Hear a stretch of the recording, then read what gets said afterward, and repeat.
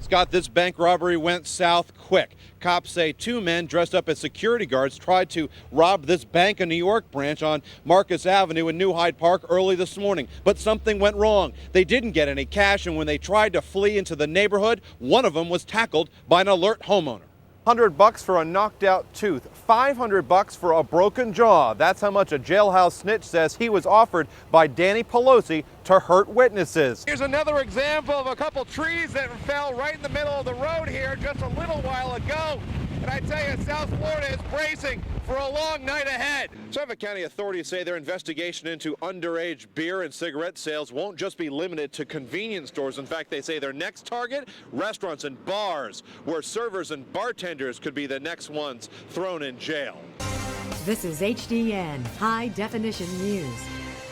I'm Andrew Ehinger, and here are your latest headlines. The feds want to know what caused the deadly oil refinery explosion in Texas. FHM readers rate Angelina Jolie as the sexiest woman in the world. Last year, Britney Spears took the top spot. This time, she's not even on the list. Think of it this way. Ever tried to ride a bike when the tires are flat? It's hard to pedal. Same way with your car. Your engine works twice as hard, burning more gas.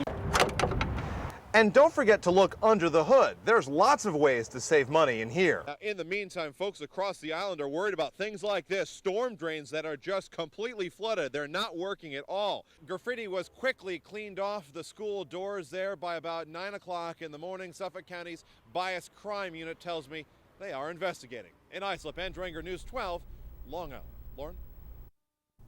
Lee, Nassau County Police say an argument between two men on the front lawn of this Baldwin house quickly escalated out of control. That's because they say one man pulled a gun and fired 5 shots at one of the men as he ran down the street here. But what's really frightening is right across the street is a school and a church. Some people were crying in my class, though. Some people were a little scared. How did you feel? I felt fine because I had all my friends there. Brave little 9-year-old Isabella Braun was in her 4th grade classroom at St. Christopher's School in Baldwin when the shots rang out. Her school is right across Gale Avenue from where police say an argument got out of hand. Just 2-3 shots. Shopkeeper Abraham Mohammed was startled by the shots but didn't hear the fight that police say happened inside the home just next door.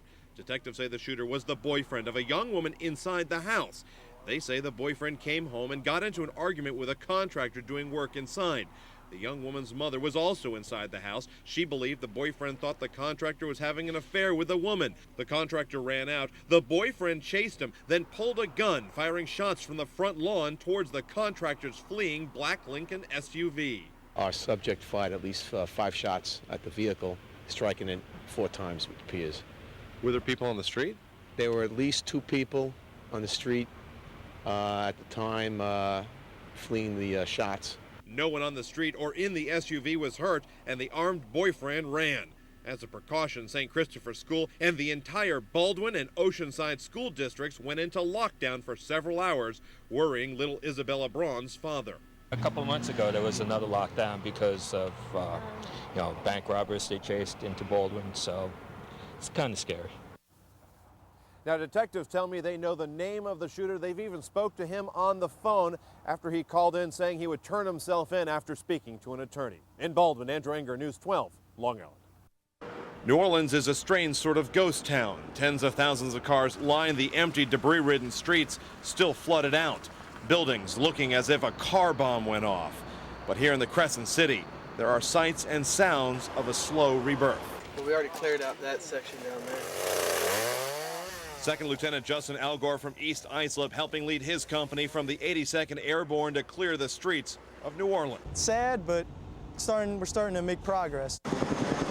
His battalion and others fanning out through the city, tasked with a difficult job of convincing the few people that remain in this toxic water to temporarily leave.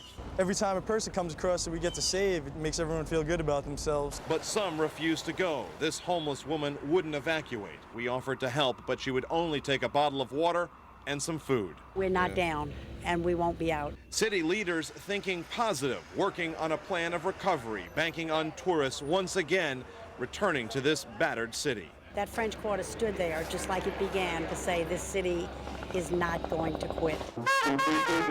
Jazz returned to the French Quarter, a welcome sound to some who hadn't given up hope that music will re-energize the Big Easy. Although this storm has hit in the way that it has, I still feel the spirit of the city and the people, which makes New Orleans what it is. So New Orleans still has a lot of recovery ahead of itself. Many roads still completely unpassable, water covering them all. But we spoke to some folks here who say that New Orleans will once again get back up on its feet. The question is, when? In New Orleans, Andrew Ehinger, News 12, Long Island. Andrew Ehinger is at the high school right now with the story. Andrew. Lauren, it was a frightening revelation for students here at Center Reach High School. Two of their fellow classmates allegedly molested by a 50-year-old man in the back of his car. And get this, these two male students met this guy right outside school. I didn't know there were sexual predators like that around. It's scary. I don't really like it. It makes me feel uncomfortable walking home. Detectives say the two boys were picked up in the back of the school by 50-year-old Saeed Ahmed, possibly with a promise to buy cigarettes. But he ended up driving them to the parking lot of the Center Reach Mall. That's when the teens say Ahmed put his hands in their crotch. The teens ran, called police, who located Ahmed's 1993 green Ford Taurus, since they had questioned him earlier about hanging around the school. And they were able to find the car, and the youths were able to say that was the car that we were in. At this point, the owner of the car comes out of the house, and they said, and that's the guy that, basically molested us. At Ahmed's house, his cousin was surprised to hear of the arrest, saying he had just moved here, has a family and a small child, even a law enforcement background. This is a surprise. He was police officer in Bangladesh. He was a police officer in Bangladesh? Yeah. Now he's accused of molesting some children. I don't know. Detectives believe Syed Ahmed may have been planning this attack for days. And what's really frightening is when we showed his picture to students, they say they've seen him hanging around here a lot. That guy definitely looks familiar. He looks like this guy that was trying to talk to me and my boyfriend one time. He drives around in a green car around the blocks by the school, around here, by 7-Eleven, in the library. One of my friends before said the same exact guy came up to him months ago and asked him if he needed a ride somewhere. He said no to him.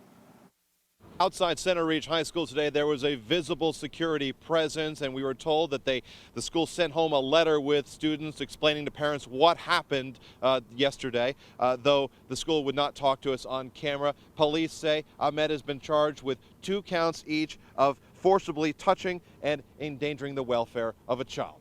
In Center Reach, Andrew Ehinger, News 12, Long Island. Scott?